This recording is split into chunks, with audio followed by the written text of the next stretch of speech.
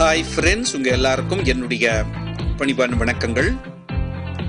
உலகத்தில் எந்த popular product வந்தாலும், யூட்டிலிட்டி ப்ராடக்ட் வந்தாலும், மக்களால் அதிகமாக பயன்படுத்துகிற ஒரு ப்ராடக்ட் வந்தாலும் சைனீஸ்க்கு மூக்கில் வேர்த்துரும், இமீடியட்டாக டூப்ளிகேட் பண்ணிடுவாங்க.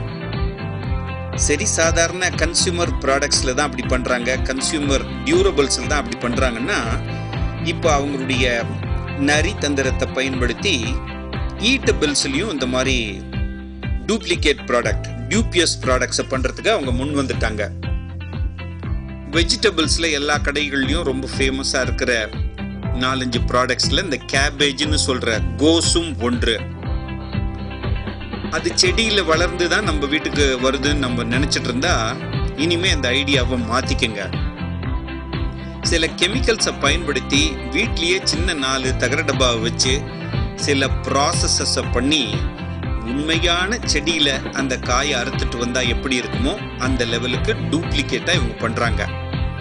100 ஒரிஜினல் கோஸோட இது ஒரு 50 காய் வச்சா கடவுள் உள்பட யாராலையுமே கண்டுபிடிக்க முடியாது என்பதுதான் உண்மை.